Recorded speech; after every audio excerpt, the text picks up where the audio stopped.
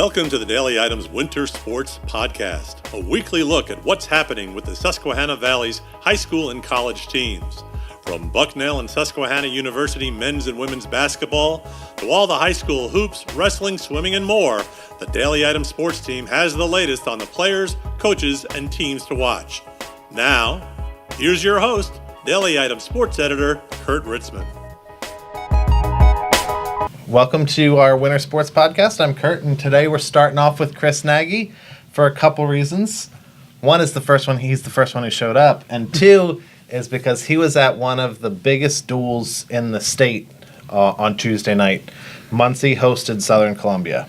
Well, Southern hosted Muncie. Yep, Southern hosted Muncie. And it was an awesome atmosphere. First time ever that they came out of the old middle school, high school gym and came into Nesbitt Gym. The place was packed. The atmosphere was amazing. It shows where high school wrestling was 20 years ago, and that we still can get to that level. And Chris talked to Southern Columbia coach Jerry Marks about the atmosphere in the new gym. First time ever here in this gym, packed the house, and it was fun. It was a lot of fun, and I was very hesitant on having this match here because I like the tightness of the small gym down there, and we put it together, and our guys wrestled hard. So, Chris, great atmosphere last night. How about what actually happened on the mat? Well, it was Muncie's best chance to get a win over Southern Columbia. They came in, Southern was 2, Muncie was 3, and Southern has been missing since the beginning of the season freshman Gavin Garcia and state place winner Cade Lynn. Both have been medically cleared, but Southern's going to do what they did with Gage Garcia 2 years ago. They're going to play it by ear, maybe get him 1 or 2 before district duels, and then let him roll in that. But they were not available, and Jerry Marks is a master tactician. He knows exactly where to go in that. And what happened was they jumped out two real good wins at the beginning and everything else in that.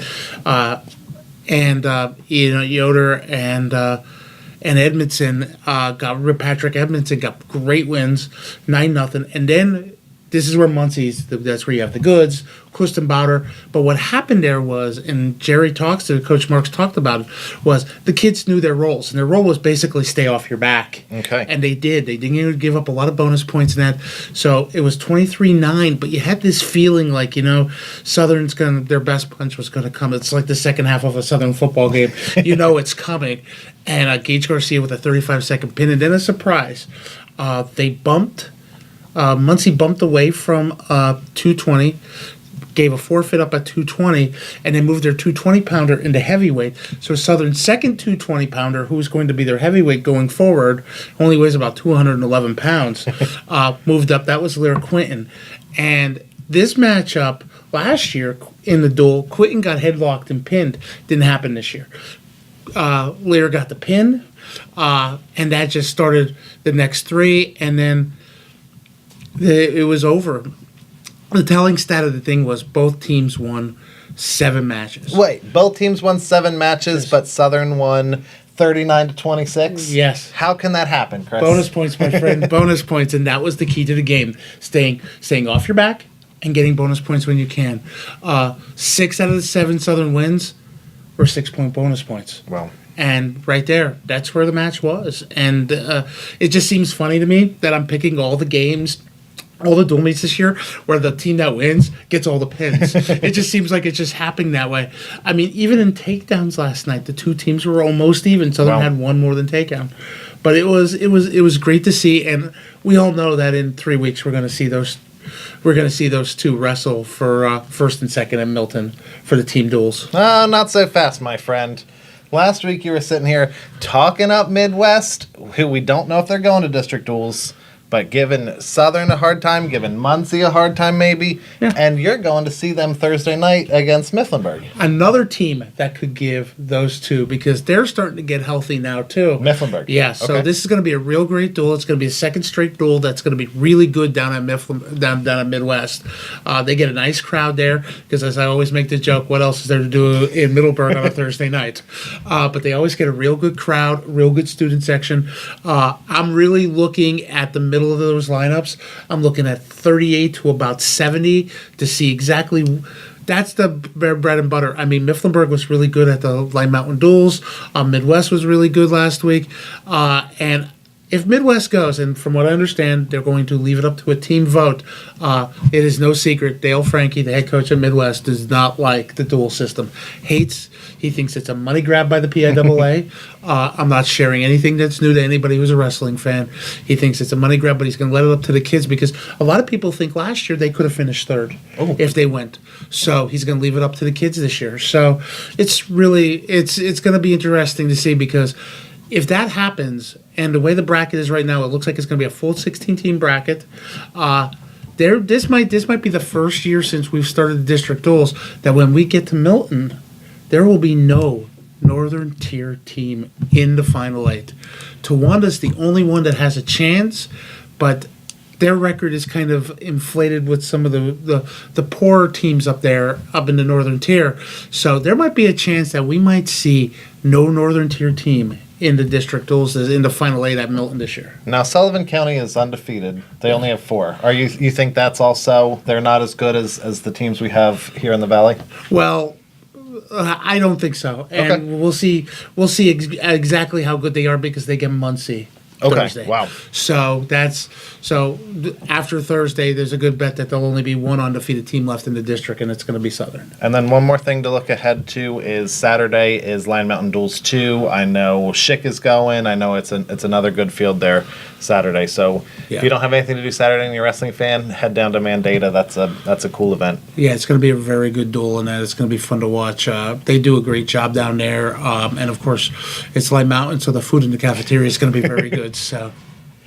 Now, as a special, that's wrapping up wrestling for the week. As a special treat, Chris is going to talk a little college basketball with me because he's headed. We tape this on Wednesdays. He's headed over to Soika Pavilion tonight to watch the Bucknell men host Colgate in their first home game in 40 days.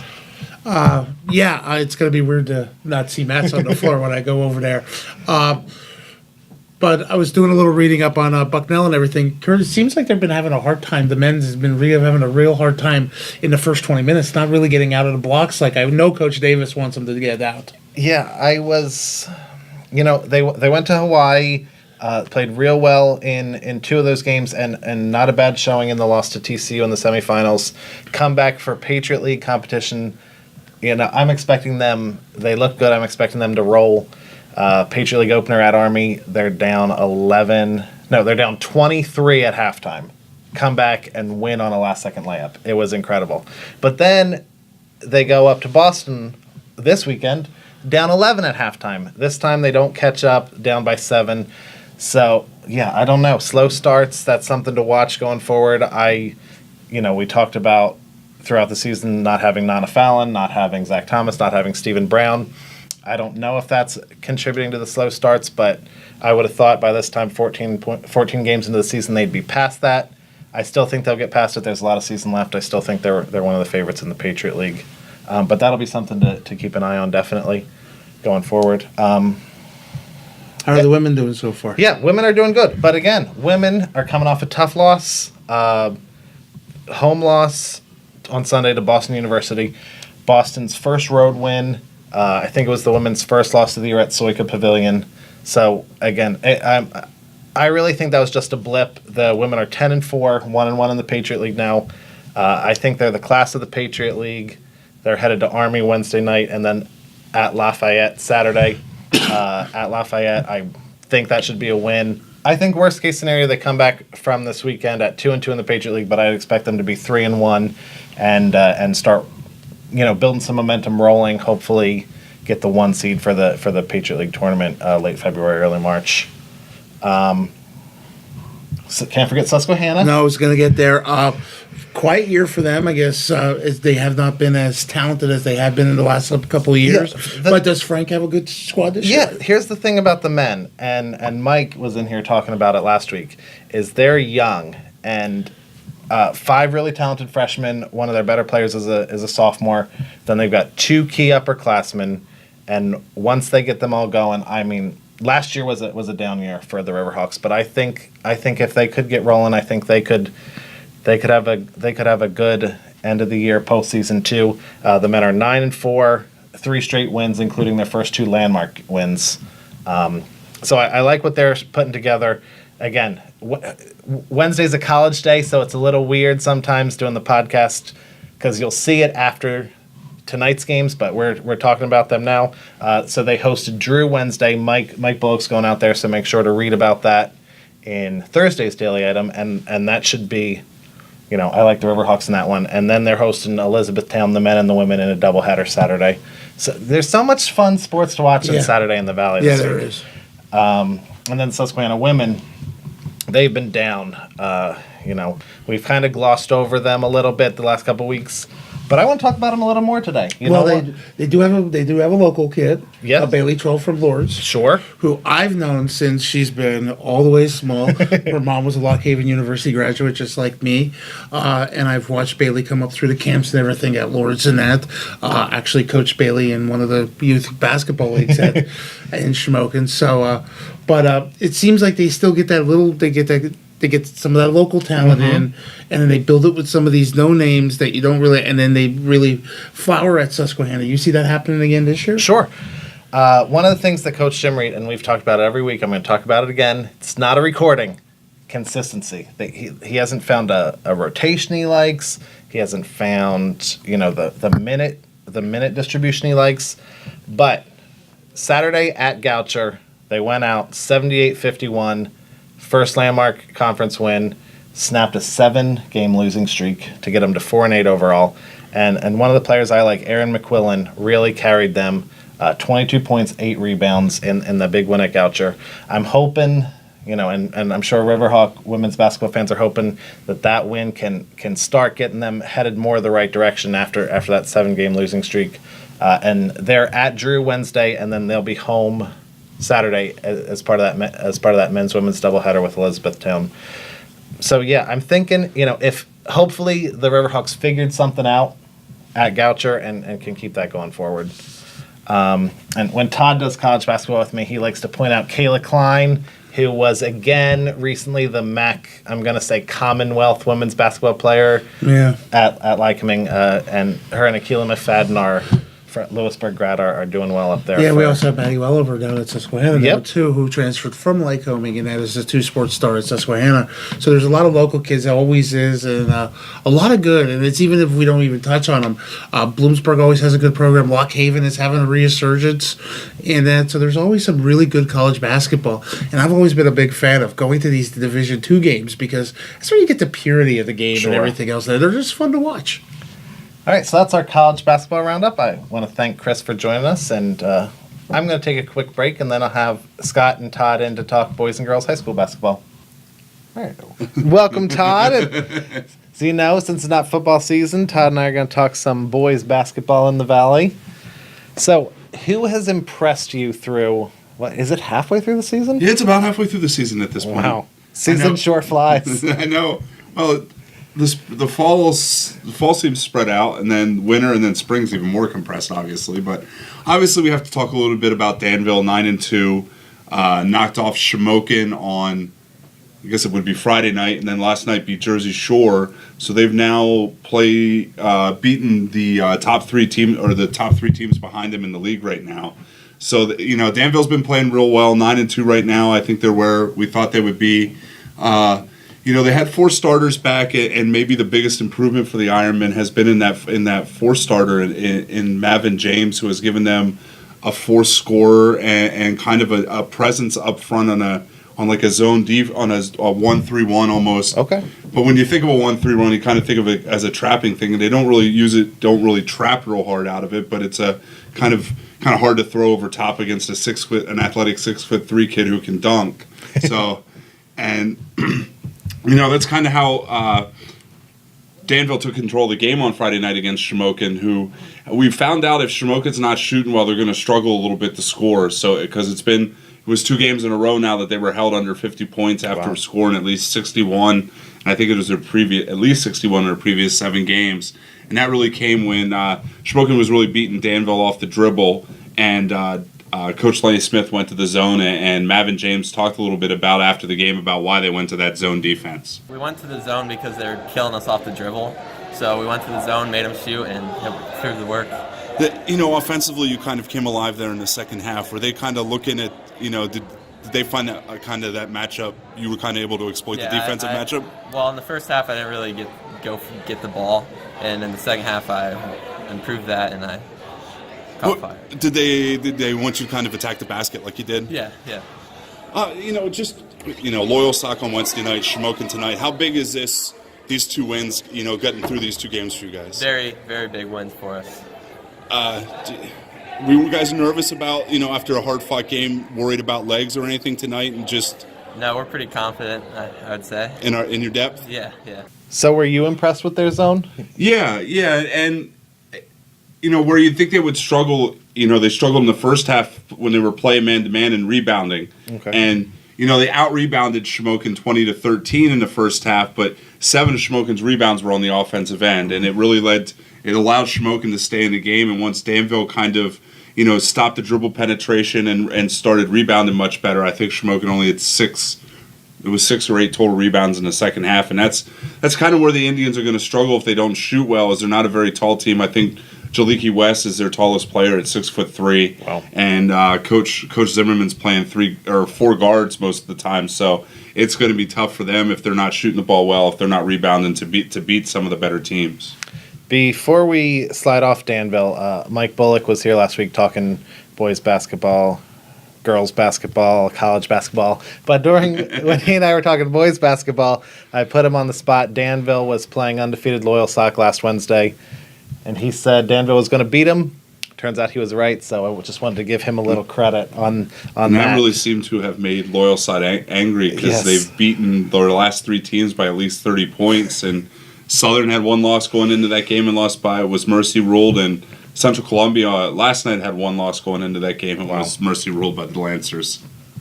Another team I want to talk about spent some time in Florida during the season, played 3 games, lost all 3 of them. But since it's Mifflinburg, in case you're wondering. But since they've come back from those 3 losses in Florida, have looked real good against their normal competition. Well, that's a trip they've made. I think last year was one of the few years that they did not make the trip. They like to go down to it's outside of Disney World to play in a tournament. I am a little surprised by how well Mifflinburg is playing. Their only loss in Division I right now is to Danville back before Christmas. And I thought they would struggle a bit because they relied so much on Tanner Stoltzfus last year to score. And they lost also Jordan Tyson at the top of their zone, who really created a lot of havoc. But Isaiah Valentine is kind of playing that role at the top of their defense, creating havoc. And he's actually replaced some of that scoring load too. Mm-hmm. And right now, Mifflinburg's in second place in the league and has really, maybe cemented themselves as, if Danville falters into, we thought maybe that might be Jersey Shore, but Jersey Shore came down to Mifflinburg last week and got beat pretty handily, and then Milton took care of them pretty easily on Saturday. So. Jersey Shore's in the midst of a 3-game losing streak after that Danville game last night. And I just, I think it's interesting. I don't want to say Mifflinburg struggled the last couple years before last year, but it was not the Mifflinburg we were used to in the late 2000s. And it's real nice to see that Coach Raup has kind of got it turned around, and they've been playing real well this season. You mentioned Milton beating Jersey Shore. Last night you saw Milton play Lewisburg in Barn Burner. Eric Council hits a 3-pointer that wins the game for Milton, except he was on the line, so it's a 2-pointer that sends it to overtime, and Lewisburg wins 45-42. Yeah, not many points in overtime though. No, and it wasn't many points at all, just because the way Lewisburg played defense last night, man-to-man wise, really Milton really struggled to shoot the ball, and Lewisburg doesn't have a lot of offensive firepower, but if they play defense like they did last night, and Ben Linscomb, who, really wasn't much of a scorer last year for them, really had 14 points and did a real good job of working the offense. And again, Eric Council had a great fourth quarter last night. It was 10-point, 33-23. And he had 12 of his 20 or 14 of his 20 in the fourth quarter to send the game into overtime. But, Milton really really struggled shooting the ball from outside for most of the game last night. And, once there was this, Milton had 4 offensive rebounds on Milton's first offensive possession of the game. Coach Salzman called timeout. I think Milton had 5 offensive rebounds the rest of the game. Wow. So Lewisburg rebounded real well to back up that defense and then got enough points to outlast Milton. And then I want to quickly touch on Mount Carmel. 10-1, Donovan James just became the program's all-time leading scorer, passing Timmy Wargo. I saw on Twitter, I don't know how it can be known that Mount Carmel's the first team to clinch a playoff berth, but with the power rankings, it's probably right, but... Well, I think they got to 10. They're at 11 or 10 wins now, so they can't finish under 500, so in theory, but I guess if there's 8 teams that are above 500. But yeah, Mount Carmel's 10-1 now, and they've been playing real well in that, we talked when we talked before Christmas about the third scoring option and Mike Belichick. That's really helped. And on Saturday, 83-77 against Mahanoy area. I'm sure Coach Lozicki North Schuylkill wasn't excited about the fourth quarter defense in that game, but Michael Hood had a big game, had 19 points in that game. So, it just seems if somebody's able to stop somebody in Mount Carmel, somebody else steps up. Only lost is the Cedar Crest in their Christmas tournament down at Cedar Crest, and it's going to be real interesting. 3A is going to be interesting between Mount Carmel, Southern Columbia, and Loyalsock coming up, just because both of those teams, the way Southern Columbia can play defense and has 3 scoring options as well. February, March is going to be real fun. Yeah, a lot to look forward to here in the rest of the way. That's our look at boys basketball in the Valley. Thanks, Todd. It's a heck of a lot quicker than the football. It sure is. Okay, now I'm happy to welcome in Scott to talk a little bit girls basketball in the Valley. Monday night you went out and saw a rivalry game between 2 pretty good teams, Mount Carmel and Shamokin. What stuck out to you from that on Monday night? Well, the rivalry lived up to the billing. It was a hard-fought game. Back and forth runs, and played well and tough defensively. But the difference maker was Mount Carmel sophomore Danny Ray Reno, who continued a remarkable string where she's averaged close to 25 points per game over her last 5 and has raised her scoring average to 19 a game. And for those who haven't seen Danny Ray, she's a 6'2 sophomore, true post, and just really advanced skills in terms of finishing around the basket, catching the ball in the air, and in traffic, and making plays to finish. And I'm on the record on the podcast here saying she'll wind up being the most highly regarded recruit that Mount Carmel's had in its near decade-long run of excellence. And, she's not a finished product by any means. She still has to, work on her footwork and being a little more fluid rather than deliberate with what she does with the basketball. Show people that she's being fouled rather than initiating contact with some of her, some stilted movement. But when all I've ever wanted from a big kid is to finish around the basket with either hand and make foul shots, and she does that pretty well. So that's a good basis to start. If you can do that as a high school kid, you've got a basis for 10, 12 points a game with the potential for much more, and she's been hitting the much more realm more and more lately.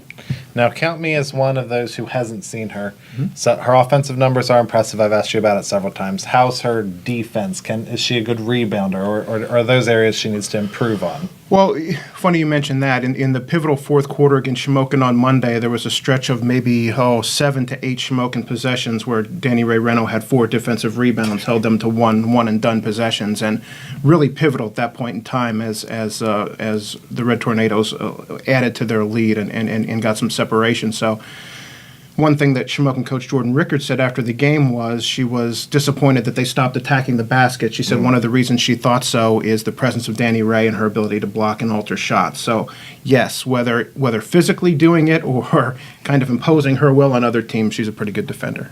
I want to touch on Danville, 9-0.